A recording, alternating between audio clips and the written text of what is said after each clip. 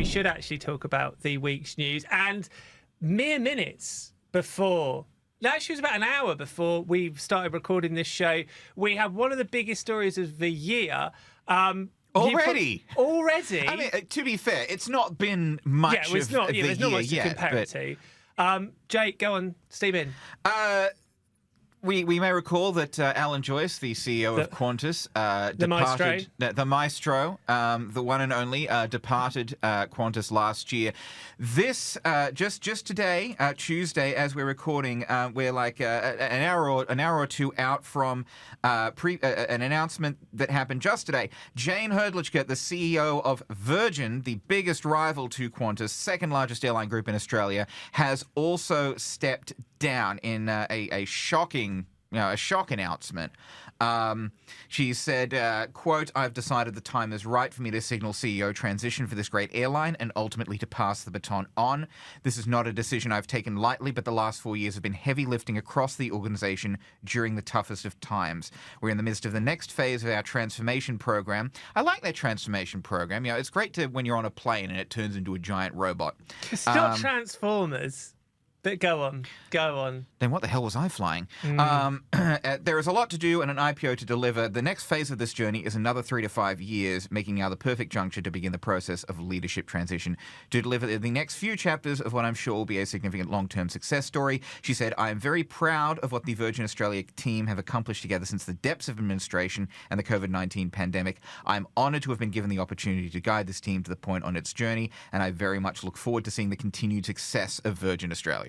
Now, what was one of the kind of intriguing things about this is we really had no idea this was coming. There was no rumours. So no, absolutely. I mean, with Alan Joyce, you knew he was going to. We knew he was going to resign, yes. But we didn't know he was going to resign so soon. Yes. He moved up his departure date. And also when Jayne replaced Paul Scurra, the previous CEO, there were the rumours in the papers for a long time, both that he was going to leave and that Jayne was going to come in to replace him. This time there's been no leak. There's been no announcement here.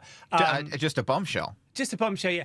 So just because I've not even this, I came into the office and Jake was like, "Oh my god," and I was like, "Don't talk to me, right, man, right." We're competing against other news outlets. We need those sweet views and Google rankings. So is she going immediately, or is she hanging on for a little bit? The release didn't say. It was talking about a transition, so presumably she's not. You know, it's not as of today. Like they didn't announce an acting CEO or anything like that. They are going to be looking globally for her replacement.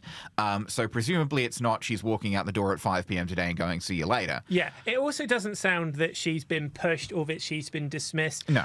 Firstly, I think it's fair to say she has done an exceptional job in that she took over, I think it was, late 2020. So Paul Scurra did have a little bit of time in after administration. But this was October 2020. Yeah, October 2020. So she had this incredibly difficult start in that at this point in time, Australia had just kind of come out of a series of lockdowns. Melbourne was starting to come out of his lockdown. We thought that was it for COVID. Obviously, then 6 months later, we had more nationwide lockdowns. So you had that up and down, which was very difficult to deal with. She had to take the company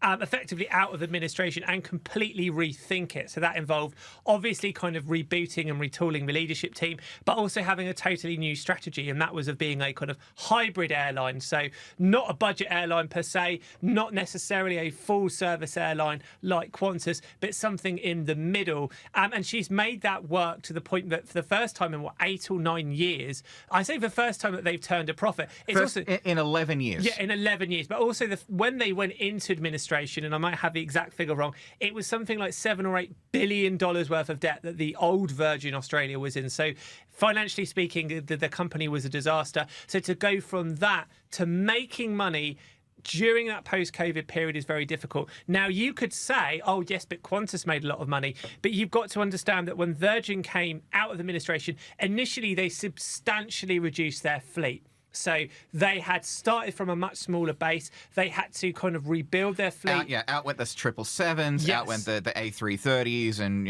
all of those other sort of longer haul that basically went to almost an entirely a 737-800 fleet. Yes. So she's had to completely rethink the fleet. When she started off, there was initially, and we will get to this fuller in a second, there was initially a lot of bad blood with the unions, not so much the unions and Virgins, but the unions with her personally and her experiences in kind of a previous life as the CEO of Jetstar. So she had to repair those relationships.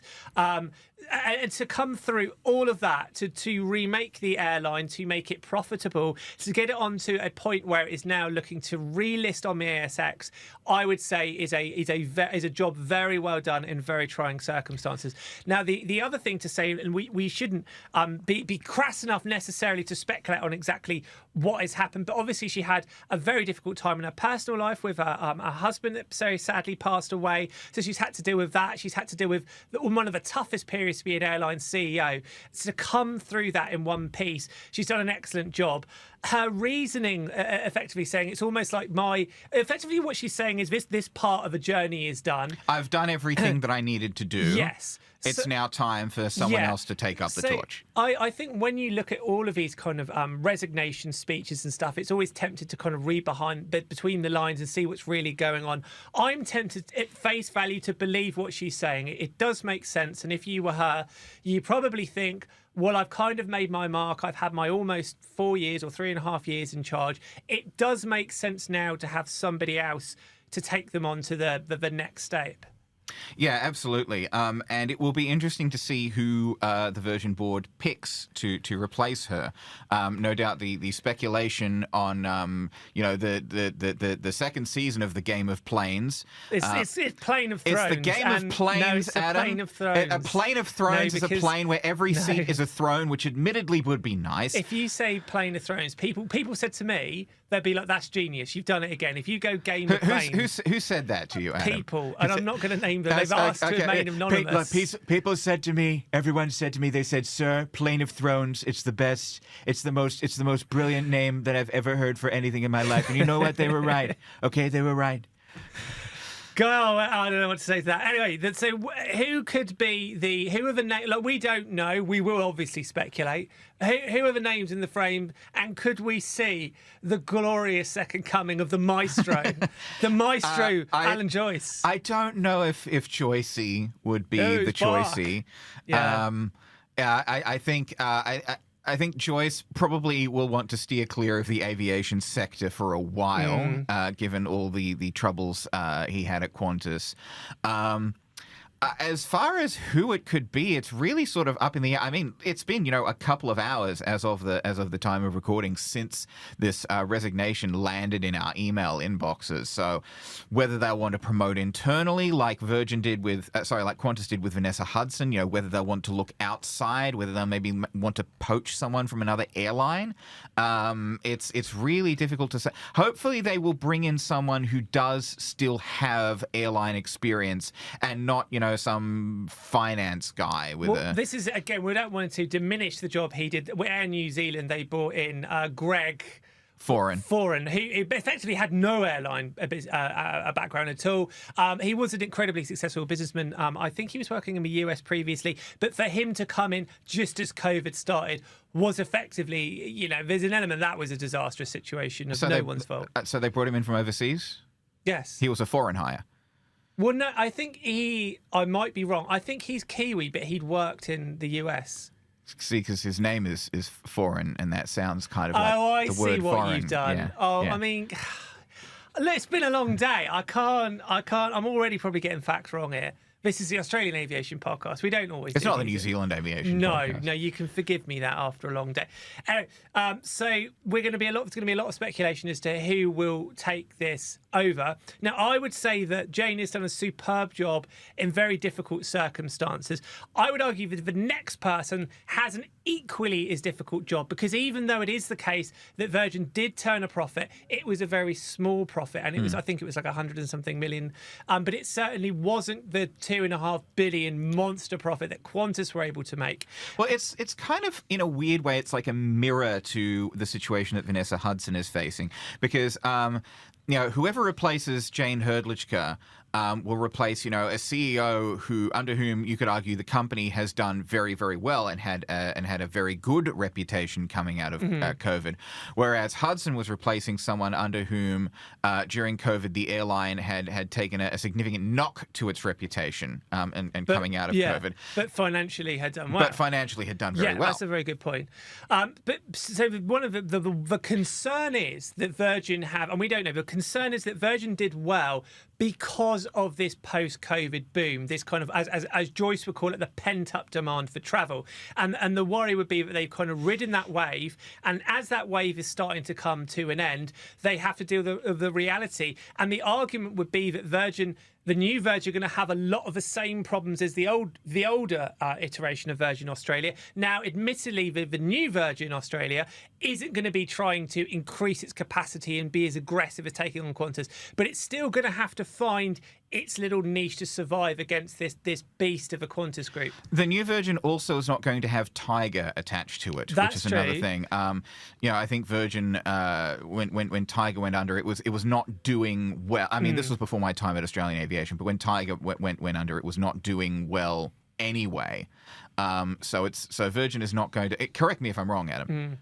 Yeah, exactly. So they don't have that. But the other argument as well is that the hybrid position is almost like a holding pattern. Are they going to fully become budget? Are they fully going to go, the other way? How is that going to land? And there's an argument that in that tricky post-COVID period, you could maybe get away with it, but it's going to be much more difficult in the next couple of years. The other issue they're going to have is they obviously, whatever they may or may not have said, they had hoped that Virgin would be back on the ASX by now. I think the first announcement, the formal announcement they made they were looking to go back on the ASX was 12 months ago, and they were putting out the feelers then. So the argument is that they wanted to do it. They thought now is the time to strike. They maybe didn't necessarily have the initial interest they had hoped for, so that was put back, and now things are going to be a little bit more tricky. So whoever it is that does come in, it's a very, very high profile job, but it's going to be a very, very difficult job as well. Absolutely, yeah. And, to Jayne Hrdlicka, best of luck with whatever she decides to do next.